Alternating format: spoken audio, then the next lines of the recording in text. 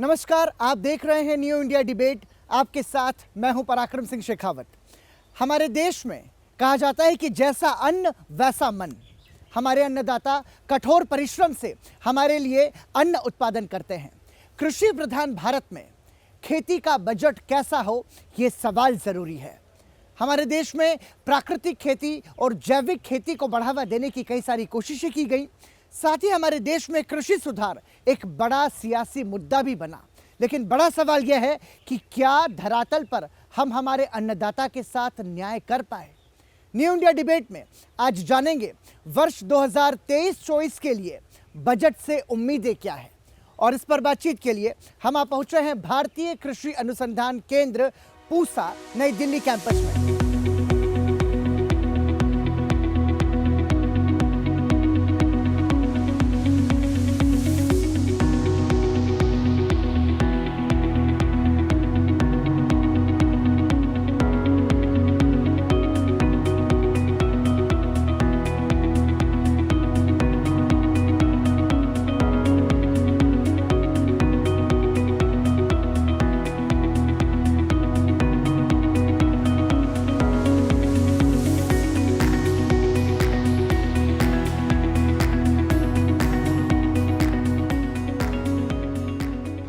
कृषि के बजट पर बातचीत के लिए देखिए हम बिल्कुल खेतों के बीचों बीच मौजूद हैं। यहाँ पर हमारे साथ मौजूद हैं इस विश्वविद्यालय, इस केंद्र के कुछ छात्र हमारे साथ मौजूद हैं। आप सभी का स्वागत न्यू इंडिया डिबेट में संसद टीवी की तरफ से। और सीधा सा और सबसे पहला सवाल मेरा यही है कि चूंकि आप खेती की पढ़ाई कर रहे हैं, भारत में कृषि की स्थिति को आप कैसे देखते हैं? सबसे पहले तो मैं संसद टीवी का बहुत आभारी हूँ कि उन्होंने हमें यह मौका दिया कि हम अपने जो विचार है अब लोगों के और हमारे देश के सामने रख सके। इस साल जो प्रोडक्शन जो हुआ है वो 300 मिलियन टन्स के ऊपर हुआ है, जो कि एक अच्छी बात है।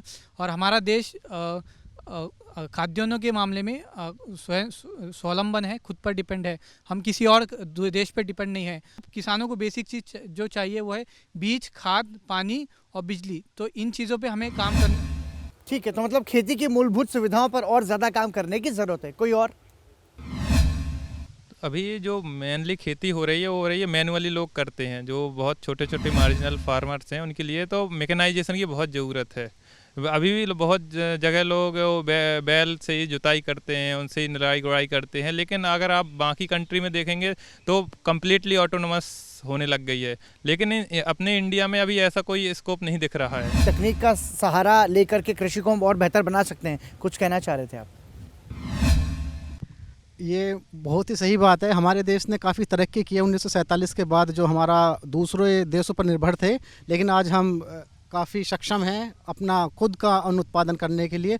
और सबसे बड़ी बात जो आज के समय में बाधा है वो ये है कि लगातार जो हमारी जोत है उसका आकार घटना और दूर दराज के जो किसान हैं वहाँ तक तकनीकी ना पहुँचना। तो मैं इस विषय में यही कहना चाहूँगा कि यदि तकनीकी जो हमारा संस्थान, पूरा संस्थान ने विभिन्न प्रकार की तकनीकियाँ की हैं इजाद, तो उनका किसानों तक पहुंच जाना सही समय पर और छोटे छोटे किसान जो हैं उन तक, विशेष रूप से उन तक पहुंच जाना, तो मैं समझता हूं बहुत कारगर सिद्ध होगा और देश के विकास और प्रगति में। यहाँ पर छोटे किसान, सीमांत किसानों का जिक्र किया गया। कैसे हम किसानों को आर्थिक मजबूती दे सकते हैं? क्योंकि देखिए तकनीक यदि वो इस्तेमाल नहीं कर पा रहा है। अब हम ये भी देख रहे हैं कि एक ट्रेंड बना है मजदूरी का, खेतीहर मजदूर, है ना।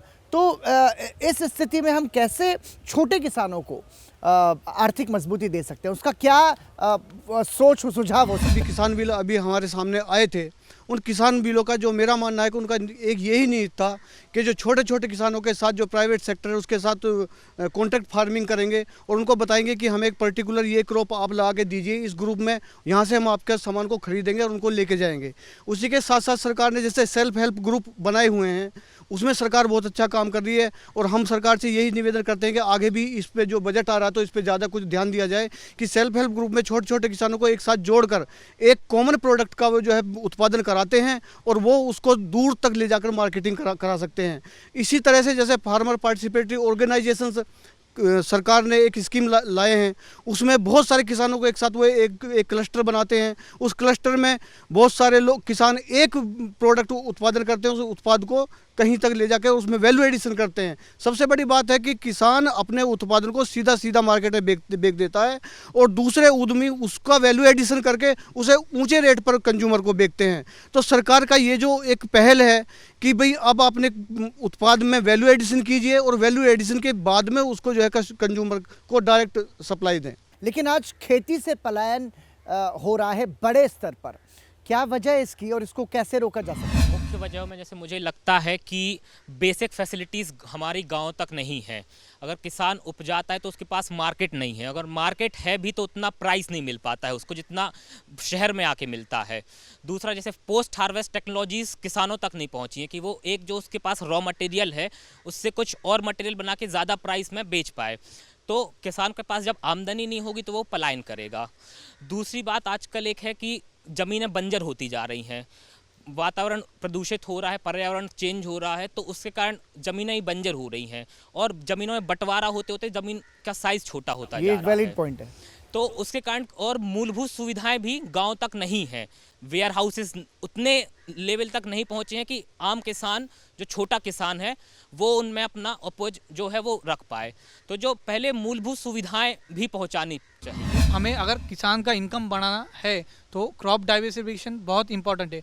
हम ऐसी फसलें ले जैसे कि सब्जी जिसमें कम वॉल्यूम में less volume more value crop हमें किसानों को लेने के लिए प्रोत्साहन करना चाहिए। क्रॉप डाइवर्सिफिकेशन से हम किसानों की आमदनी बढ़ा सकते हैं। अगर किसान कुछ ऐसा सोचे कि फील्ड खेती के अलावा कोई साइड बिजनेस या साइड जिससे कि उसका एक्स्ट्रा इनकम हो सके, इसलिए एक्स्ट्रा इनकम हो नहीं पाती, इसलिए उनको कमाने के लिए गांव से शहर की तरफ पलायन करना पड़ता है। ठीक है, मतलब किसानों को व्यापार के लिए एक वैकल्पिक सुविधा भी होनी चाहिए। हाँ, मतलब जैसे इंटीग्रेटेड फार्मिंग सिस्टम मैनेजमेंट ये जो है, तो आप साथ ही साथ पोल्ट्री कर सकते हैं, आप यहाँ फील्ड्स में भी ग्रो कर रहे हैं, आप कोई आप डेयरी प्रोडक्ट्स भी कर सकते हैं। तो साइड बाय साइड इसको भी बढ़ावा देना चाहिए। और साथ जैसे कि हमारे सर ने कहा कि सिर्फ हम लोग राइस और वीट तक ना सीमित रहें, पुष्प और सब्जी फल इन सब को भी प्राथमिकता देनी चाहिए। किसान हो या कोई आम आदमी हो, उसकी सबसे बड़ी मूलभूत सुविधाएं यही हैं कि मेरे बच्चों को अच्छी शिक्षा मिले और स्वास्थ्य हो, क्योंकि यदि गांव में शिक्षा और स्वास्थ्य ही नहीं रहेगा तो पलायन के लिए वो मजबूर हो जाएगा। तो सरकार से यही निवेदन है कि गाँव में भी वो बेसिक फैसिलिटीज़ हम ईजाद की जाएं कि जो उसका पलायन शहरों की तरफ ना हो। यदि गांव में ही उसको सारी सुविधाएं मिल जाएंगी तो मैं समझता हूं किसानों का पलायन रुक जाएगा। और इसमें सबसे बड़ी बात यह है कि यदि किसान का जो जितना भी वो प्रोड्यूस उत्पादन करता है उसका उचित मूल्य है वहीं पर मिल जाए, बाज़ार में मिल जाए, निकट के बाज़ार में, तो ये बहुत अच्छा रहेगा। किसानों के बीच में भारत सरकार ने बहुत सी सुविधाएं की हैं, ऐसा नहीं है, लेकिन बहुत सी चीज़ें अभी वो धरातल पर लाने के लिए काम करना पड़ेगा। जैसे इसका एक प्रमुख उदाहरण यह है, जैसे प्रधानमंत्री कृषि सम्मान निधि योजना, ये एक ऐसी चीज़ है जो धरातल पर आपको दिख सकती है। करीब 12 करोड़ से ज़्यादा लोगों के पास इस देश में ये प्रधानमंत्री कृषि सम्मान निधि योजना का लाभ ले रहे हैं। इसी तरीके से बहुत सी ऐसी चीज़ें हैं, जैसे फार्म मैकेनाइजेशन को ले लें हम, तो उसमें भी भारत सरकार कई तरह की सब्सिडीज़ दे रही है। लेकिन अभी ये सब चीज़ें हो गई, जैसे किसान कॉल सेंटर हो गया, जहाँ से आपकी जैसे फसलों में किस तरह के कीट लग रहे हैं, कौन सा क्या समस्या है, फर्टिलाइज़र से रिलेटेड हो गया। तो इस तरीके की चीज़ें ये अभी बहुत सारे किसानों के बीच में अवेयरनेस नहीं है, तो इस चीज़ों को थोड़ा सा धरातल पे लाना पड़ेगा। ठीक है, बहुत अच्छा सुझाव दिया। इन्होंने यहाँ पर किसान सम्मान निधि का जिक्र किया, जो कि वार्षिक 6,000 रुपये की आर्थिक सहायता किसानों को दी जाती है। क्या आप मानते हैं कि ये जो तरीका है सरकार का किसानों को, छोटे किसानों को आर्थिक सहायता देने का, ये सही है, या फिर इसमें कुछ संशोधन होकर कुछ वैकल्पिक सुविधा या व्यवस्था होनी चाहिए? इसके बजाय अगर हम किसानों को नैनो यूरिया पे सब्सिडी दें तो हमारा आयात जो है यूरिया का वो कम हो सकेगा। उसके अलावा जैसे अभी सरकार ने कस्टम हायरिंग सेंटर्स जो पंजाब, हरियाणा और पश्चिमी उत्तर प्रदेश में खोले थे, वो इसलिए थे कि पराली जो जलाने की समस्या थी, तो किसान हैप्पी सीडर, मल्चर, ये सब एक गांव में इकट्ठा होकर किसान खरीद सके सब्सिडी पर और सब यूज कर सके। आज़ादी के बाद जिस जिस क्षेत्र में का व्यवसायीकरण हुआ है उस सब ने ग्रोथ की है। लेकिन जो क्षेत्र किसान के भरोसे बैठे रहे, जिसमें से खेती भी और किसान भी है, कि जो उसका न्यूनतम समर्थन मूल्य है वो सरकार डिसाइड करेगी, और उसमें यूरिया किस रेट में मिलेगा वो किस सरकार डिसाइड करेगी। तो जहाँ सरकार इन्वॉल्व है वो क्षेत्र सदैव पीछे रहे हैं। इसलिए मेरा अनुरोध ये है कि खेती का सबसे पहले व्यवसायीकरण किया जाए, प्राइवेट सेक्टर को अलाउ किया जाए कि वो खेती में आके अपना इन्वेस्टमेंट करे, वो अपने स्टोरेज बनाए, नई टेक्नोलॉजी लेकर आए, ड्रोन लेकर आए, वो किसानों के बीच में जाए। कॉन्ट्रैक्ट फार्मिंग की शुरुआत होनी चाहिए लार्ज स्केल पे, जिससे कि छोटे किसान भी बड़े किसानों के साथ हाथ से हाथ मिलाकर आगे बढ़ सकें, और जो पढ़े लिखे युवा हैं वो भी उसमें अपना इन्वॉल्वमेंट महसूस कर सकें। खेती का व्यवसायीकरण किया जाए, कितने लोग इस बात से सहमत हैं और क्यों? सर मैं सहमत हूँ, पर एक लिमिट तक किया जाए। उस पे ऐसा ना हो कि पूरा प्राइवेट सेक्टर ही हावी हो जाए, क्योंकि किसान, हमारे देश में किसान जो है वो बहुत ज़्यादा पढ़ा लिखा नहीं है। जो बिल भी आए थे उसमें यह था कि आप कॉन्ट्रैक्ट करा लेंगे तो किसान को पता नहीं कि क्या कॉन्ट्रैक्ट में हो जाएगा, उसको पता नहीं है। तो व्यवसायीकरण होना चाहिए, क्योंकि उससे उसकी आय ही बढ़ेगी, पर एक लिमिट तक, और किसान को पूरी और सही जानकारी देने के बाद होना चाहिए। ठीक है, आगे और दीजिए। सर एक बात और मैं ऐड करना चाहूँगा, जैसे सर लोगों ने बात की कि जो 6,000 रुपये मिलता है, उसके साथ ही मेरा एक सुझाव है कि जो फसल बीमा है उसका और रीच बढ़ाई जाए किसानों तक। क्योंकि जैसे कोई फसल लगती है, किसान 3 महीने तक उसका इंतज़ार करता है, पर आजकल इतनी प्राकृतिक आपदाएं आ गई, उसकी फसल नष्ट हो जाती है। तो उसकी फसल बीमा को बढ़ा के कि उसको उसका लाभ मिल पाए, ठीक है, कि लागत निकल पाए। बहुत संक्षेप में है, आप क्यों ऐसा मानते हैं? मैं ऐसा मानता हूँ कि व्यवसायिकाई जो हमारे जो कृषि कानून थे उसमें भी कॉन्ट्रैक्ट फार्मिंग का जिक्र था, जो कि एक टाइप ऑफ, जैसा वो एक टाइप है व्यवसायीकरण का। क्योंकि कॉन्ट्रैक्ट फार्मिंग में ऐसा होता है कि आप फार्मर को एक फिक्स प्राइस पर उसकी जो उत्पाद है वो ख़रीदा जाता है। क्योंकि हम देखते हैं कि बाज़ार में कई ऊपर नीचे चढ़ाव उतार होते रहते हैं, तो कभी कभी फार्मर को, जो किसान है, उसकी जो उत्पाद है उसका सही इनकम नहीं मिल पाता है। तो कॉन्ट्रैक्ट फार्मिंग जो एक अच्छा विकल्प था कि किसान एक अच्छी प्राइस पर अपने जो उत्पाद है उसको बेच सके। तो ये कई बातें हैं जो अच्छी बात है, जो व्यवसायीकरण से आ सकती है। नई नई तकनीकें व्यवसायीकरण से आ सकती है, किसान ज़्यादा अपनी इनकम ले सकता है। ठीक है, देखिए 1 फरवरी को देश का आम बजट पेश होगा। कृषि क्षेत्र की बात करें तो वर्ष 2022-23 में कृषि क्षेत्र का जो बजटीय आवंटन किया गया था वो 1,24,000 करोड़ रुपए किया गया था। वर्ष 2023-24 के लिए कृषि क्षेत्र के लिए किस तरीके का बजट आप चाहते हैं? क्या सुझाव आप दे सकते हैं सरकार को? सर मैं ये कहना चाहूँगा कि हमारे देश में एजुकेशन, एग्रीकल्चर एजुकेशन और रिसर्च के लिए और बजट का थोड़ा जो पैसा है लगाना चाहिए।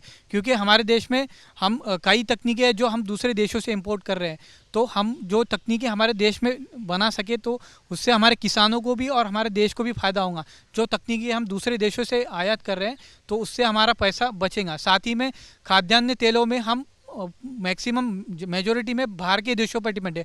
हम हर साल कई गुना काफ़ी ज़्यादा मात्रा में खाद्यान्न तेल दूसरे देशों से आयात करते हैं। तो हमारे इसमें इस फील्ड में हमारा रिसर्च बढ़ना चाहिए।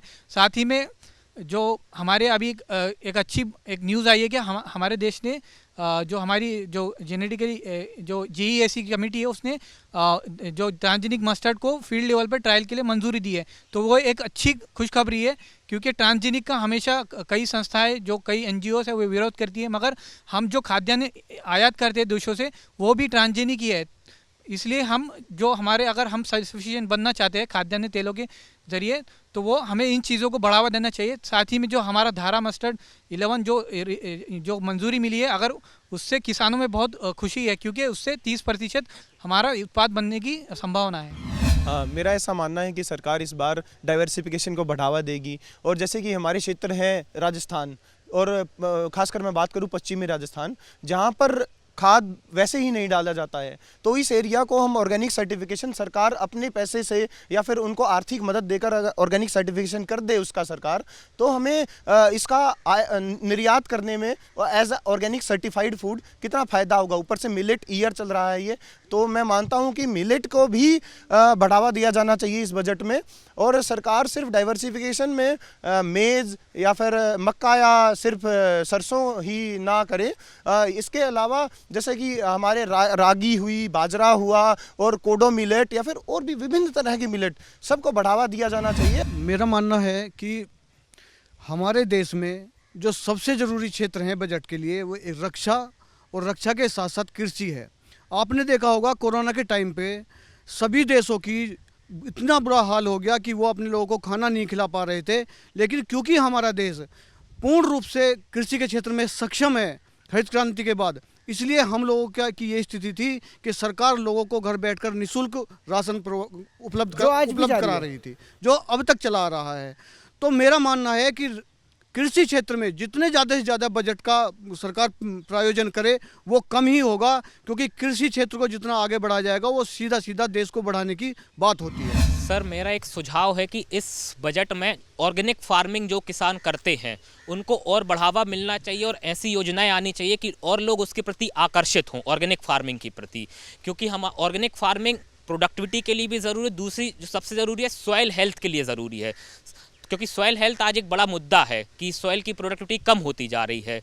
तो ऑर्गेनिक खेती को बढ़ावा दिया जाए, ऐसी कोई सुविधाएं आनी चाहिए। हाँ, मुझे लगता है कि जिस तरह से बजट अलाउड होने वाला है तो उसमें कहीं ना कहीं अभी जो डबल इनकम का बात हो रहा था थोड़ी देर पहले, तो जो विभिन्न योजनाएं हैं रिलेटेड टू मत्स्य पालन, कुक्कुट पालन, या तो कह सके कि जो हमारा ड्रिप इरिगेशन सिस्टम है, स्प्रिंकलर इरिगेशन सिस्टम है, और जो भी एक्वाकल्चर से रिलेटेड है, तो इसके लिए जो सब्सिडी प्राप्त मतलब दी जाती है किसानों को, उसमें थोड़ा बढ़ावा किया जाए ताकि वो खुद भी अपना एक कदम बढ़ाए उसकी डबल इनकम की ओर। आगे मैं कहना चाहता हूँ कि इसमें लघु कुटीर उद्योग और हथकरघा उद्योग जैसे व्यवसाय को भी बढ़ावा देना चाहिए।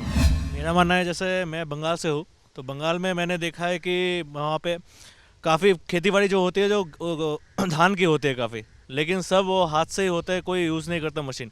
और वहाँ पे जो मशीन यूज़ करते हैं रोटावेटर वगैरह, रोटावेटर से एक प्रॉब्लम हो जाता है कि सॉइल में हार्ड पैन क्रिएट हो जाता है, जिसमें ग्राउंड वाटर पर्कुलेशन का भी बहुत प्रॉब्लम होता है, पानी की समस्या फ्यूचर में आ सकती है। तो इसलिए छोटे किसानों के लिए अगर कोई ऐसी सुविधाएँ मिल सके जिसमें वो मैकेनाइजेशन को बढ़ावा दे सके तो बहुत ही अच्छा होगा, खासकर उन क्षेत्रों के लिए। कृषि का विकास तभी हो सकता है जब हम बजट में एक अच्छा खासा हिस्सा किसानों का प्रशिक्षण विदेशों में हो सके।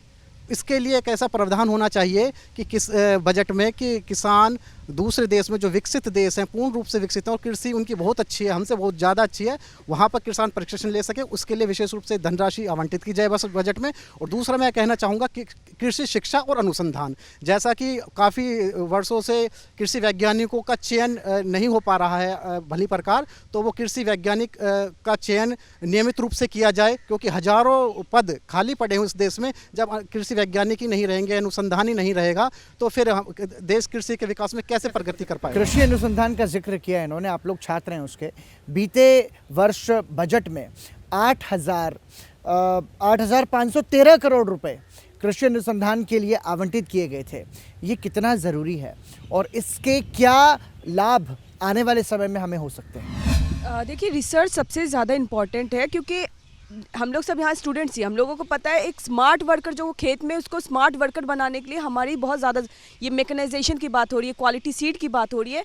तो ये सिर्फ कोई स्टूडेंट आके ऐसे नहीं, तो इसके लिए आपको बजट इस तरह भी पेश करना चाहिए जिसमें स्टूडेंट्स के भी हित हो। वो स्टूडेंट्स आगे जाके रिसर्चर, और वही रिसर्चर स्मार्ट वर्कर ही बने, स्मार्ट फार्मर बनेगा।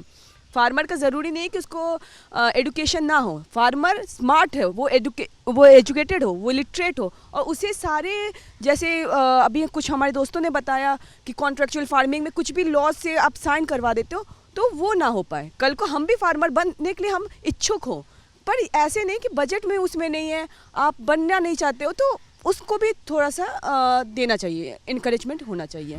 सर, जो 8,500 रुपये करोड़ की आपने बात की, अगर हम पूरी सारी रिसर्च की अगर बात करें पूरे भारत में, जो जीडीपी का सिर्फ जो 0.75% है, अगर हम साउथ कोरिया की बात करें वहाँ पे 6% है, अमेरिका की बात करें 3% है, इजराइल की बात करें 4% है, तो सर मैं मानता हूँ कि सरकार को इसमें बढ़ावा करना चाहिए, क्योंकि ये एक तरह का इन्वेस्टमेंट है। पैसा जो है वो एक सेविंग बैंक में अकाउंट में रखा रहे, वो कोई काम का नहीं होता, लेकिन हम उसको इन्वेस्ट कर दें तो वो आगे आने वाले 10-20 साल में बहुत काम आता है। तो मेरा इसीलिए मानना है कि इसमें इन्वेस्ट करना चाहिए। मेरा मानना है कि देखो, कृषि अनुसंधान ही है जो आज़ादी के समय हम जो है ना दूसरे देशों पर डिपेंड थे खाद्यान्न के लिए, और रिसर्च ही एक अनुसंधान ही है जो कि हम बाहर से बोनी जातियाँ गेहूँ धान की यहाँ लेकर आए, और आज हम उत्पादन में इतना उत्पादन कर रहे हैं कि जो हमारी ज़रूरत से भी बहुत ज़्यादा हो जाता है, और दूसरे देशों को भी हम निर्यात कर रहे हैं। तो ये अनुसंधान ही है। अनुसंधान में सबसे ज़्यादा ज़रूरी है कि अनुसंधान और शिक्षा पे सरकार को ध्यान देना चाहिए। कृषि की ज़रूरत ये है कि हमें केवल खेती के पढ़े लिखे लोग नहीं बनाने, ऐसे लोग बनाने हैं जो प्रैक्टिकल हों, कि जो केवल जॉब सीकर ना हो, उसके साथ साथ वो नए नए एंटरप्रेन्योर कृषि में ला सकें, जिससे कि दो फायदा होगा, एक तो रोजगार पैदा होंगे और दूसरा किसानों का फायदा होगा। सर मैं यही अनुसंधान में और ही जो बजट की ज़रूरत है, क्योंकि सर हम आगे फ्यूचर के लिए प्रिपेयर होना ज़रूरी है, क्योंकि हम देख रहे हैं वातावरण जो चेंज हो रहा है, क्लाइमेट चेंज की हम बात करते हैं, तो क्लाइमेट चेंज की वजह से हमें ऐसी फसलें चाहिए, हमें फसलों में ऐसी क्वालिटी निर्माण करनी पड़ेगी कि वो बड़े हायर टेम्परेचर पे सस्टेन कर सके। हम देख रहे हैं कि ज़मीन बंजर होती जा रही है, सॉल्ट की मात्रा बढ़ रही है, तो हमें ऐसी फसलें अनुसंधान के थ्रू ही मिलेंगी कि जो आगे जो फ्यूचर में क्लाइमेट चेंज हो रहा है उसको उस समय उस परिस्थिति में हमें समस्या एक का बहुत सामना कर महत्वपूर्ण सवाल है न्यूनतम समर्थन मूल्य का। किसान इतनी मेहनत से फसल उगाता है और उसको उसकी उपज का सही दाम भी नहीं मिल पाता, और उसके ऐसे ढेरों उदाहरण हम देखते हैं कि ट्रैक्टर टमाटर के वो सड़कों पर ढोल के जा रहा है ना, तो कितना सारा उसका जो अन्न जो उसने उगाया है वो फेंक रहा है। हमने तो देखा दूध भी ढोले गए जब उसके दाम उनको नहीं मिल सके, तो कितनी बुरी स्थिति होती होगी, ज़रा सोचिए उस किसान की। मैं चाहूँगा कि क्या इसका समाधान हो सकता है, इस बजट में सरकार ऐसा क्या करे कि किसानों की कम से कम ऐसी स्थिति ना हो। सर मुझे लगता है कि इसका एक उपचार हो सकता है कि क्रॉप डाइवर्सिफिकेशन, कि आप सिर्फ एक क्रॉप भी ना होगा। जैसे गांव में ऐसा होता है कि एक क्रॉप जो होती है पूरे सारे जो उस गांव में किसान वो एक ही क्रॉप उगाते हैं, जैसे प्याज का होता है, टमाटर होता है, तो क्रॉप डाइवर्सिफिकेशन हो। कुछ है कि कैश वैल्यू क्रॉप जो हैं जिनसे आपको डायरेक्ट कैश मिल सकता हो, वो क्रॉप्स उगानी चाहिए। और इनके साथ के साथ आप और भी चीज़ों को, जैसे जो इंटीग्रेटेड बताया था, इंटीग्रेटेड फार्मिंग मैनेजमेंट के साथ, तो कई चीज़ों को हमें इनकलकेट करना होगा, तब जाकर ये मुझे लगता है समस्या का समाधान हो सकता है। एक खेती ही ऐसी है जिसमें मिनिमम सपोर्ट प्राइस दिया जाता है, अदरवाइज और सारे प्रोडक्ट पे मैक्सिमम रिटेल प्राइस दिया जाता है। तो ऐसा क्या है कि वहाँ हमें रोकना पड़ रहा है और यहाँ हम बता रहे हैं कि कम से कम इतना दो। समस्या ये है कि जब खाद्यान्न पैदा होता है तो किसान सारा का सारा ले जाकर मंडी में गिर देता है। जब किसी चीज़ का डिमांड और सप्लाई वाली बात है कि जिसकी सप्लाई बहुत ज़्यादा हो जाएगी तो उसका ऑटोमेटिक डिमांड कम हो जाएगी और उसका प्राइस भी नीचे चला जाएगा। तो ज़रूरत ये है कि किसान का जो प्रोडक्ट जब खेत से उठता है तो उसका स्टोरेज होना ज़रूरी है, और स्टोरेज होने के बाद में जब जब ज़रूरत हो मार्केट में तब तब उसकी सप्लाई हो। सरकार को इस चीज़ पर ध्यान देना चाहिए कि किस तरह से हम उसको स्टोरेज दे पाएँ, और हम जानते हैं कि सरकार उसका स्टोरेज नहीं कर पाएगी, इसलिए प्राइवेटाइजेशन और प्राइवेट सेक्टर का एग्रीकल्चर में आना बहुत ज़रूरी है। देखिए, एग्रीकल्चर में इंफ्रास्ट्रक्चरल डेवलपमेंट बहुत इंपॉर्टेंट है। हम देखते हैं कि भंडारण व्यवस्था पर्याप्त ना होने की वजह से कभी अनाज बारिश में बर्बाद हो गया, तो कभी वो खुले में ऐसा सड़ गया। ठीक है, तो इसके लिए क्या सरकार को इस बजट में आप क्या सुझाव देना चाहेंगे कि कम से कम जो इतनी मेहनत से अन्न हम उगा रहे हैं उसका कम से कम भंडारण व्यवस्थित हो? सर इसके लिए कोल्ड स्टोरेजेस बढ़ाने चाहिए और वेयर हाउसेस, और दूसरी चीज़ इनकी रीच सब तक हो और कम प्राइस में किसान अपना जो माल है वो रख पाए। कोल्ड स्टोरेज का जैसे कि फल होते हैं, फल बहुत जल्दी ख़राब हो जाते हैं, तो अगर किसान फल उगाएगा तो उसको कोल्ड स्टोरेज में अगर रखने की सुविधा होगी तो उसको कम दाम में भी नहीं बेचने पड़ेंगे और उसको एक अच्छा दाम मिल पाएगा। ठीक है, एक आखिरी सवाल मेरा, लिखिए वो कवर करना ज़रूरी है, क्योंकि कृषि के बजट में हमने देखा कि पशुपालन, मत्स्य पालन और डेयरी ये भी सम्मिलित किया गया है। ये एक बहुत बड़ा क्षेत्र है जहां पर आप बहुत अच्छा मुनाफा कमा सकते हैं और भारत की अर्थव्यवस्था को मजबूत बना सकते हैं। लेकिन क्या कमी है और क्या ऐसी वजह है कि इसमें हम ज़्यादा बेहतर नहीं कर पा रहे हैं? देखिए, समस्या ये है कि हम एक तरफ बात करते हैं ऑर्गेनिक फार्मिंग की और दूसरी तरफ हम गोधन पर और मत्स्य पालन पर बिल्कुल भी ध्यान नहीं दे रहे। जब हमारे पास गोधन नहीं होगा तो हम ऑर्गेनिक फर्टिलाइजर्स कहाँ से लाएंगे? उनके लिए हमें जरूरी है कि गोबर का खाद का उत्पादन हो। हमें अपनी देसी गायों का का रख रखाव बहुत ज़रूरी है। आज स्थिति ये है कि आपकी एक बहुत बड़े कृषि क्षेत्र ग्रामीण क्षेत्र में जाकर आप देखेंगे तो वहाँ पे बहुत कम मात्रा में देसी गायें मिलेंगी। जब तक देसी गायों का हम संरक्षण नहीं करेंगे तब तक हम ऑर्गेनिक फार्मिंग के लक्ष्य को कभी पूरा नहीं कर सकते। और ये सब इंटीग्रेटेड है, क्योंकि खेती से हम सीजनली इनकम पाते हैं और बीच बीच में हमें जो है गोधन से जो आमदनी मिलती है वो किसान को समय समय पर सहायता करती रहती है। कभी कभी हम देखते हैं कि कोई किसान सुसाइड कर रहे हैं, तो कोई किसान हर साल सालाना 40 लाख 50 लाख ऐसे कमाते हैं। तो इसलिए मेरे मानना है कि इलिटरेट होना किसान का ये कोई ऑप्शन नहीं है। अगर आपको कुछ नहीं पता तो किसी से पूछ लीजिए, या फिर क्लब हमारे गवर्नमेंट के हिसाब से बहुत सारे SHG और दूसरे चीज़ों के द्वारा पहुंचाया जाता है, जैसे कि PM कुसुम योजना। इसके अंदर हम डुअल यूज ऑफ लैंड कर सकते हैं, जिसके साथ हम solar panel along with crop ये सब डाइवर्सिफाई कर सकते हैं। नई नई तकनीकें ये सब भी ला सकते हैं हमारे देश में। इसलिए मेरा मानना यह है कि illiterate is not an option, so सब जानना चाहिए। सर, आपने मत्स्य पालन और पशुपालन की बात की। मैं आपको बताना चाहूँगा कि जैसे पशुपालन की अगर हम बात करें, आपने अपने कितने ही सालों के अभी आपने जब से आप देख सकते हो कि आपने कोई नई ब्रीड नहीं सुनी होगी, ना काउज में ना बफेलो में। कोई इसमें अनुसंधान जो है इसमें बहुत कम है। मतलब आप ये नहीं सुनेंगे कि अब की बार जैसे अपने फसलों में होता है, वैसे तो एक ब्रीड को यहाँ पे भी लाने में 10-20 साल लग जाते हैं, लेकिन हर साल एक नई आ रही है। तो वहाँ पे भी मेरे ख्याल से अनुसंधान की ज़रूरत है। मत्स्य में भी ऐसा ही है, जैसे हमारे यहाँ पानी ख़राब होता जा रहा है, आजकल भू स्तर नीचे जाता जा रहा है, जल स्तर नीचे जा रहा है भूमि में।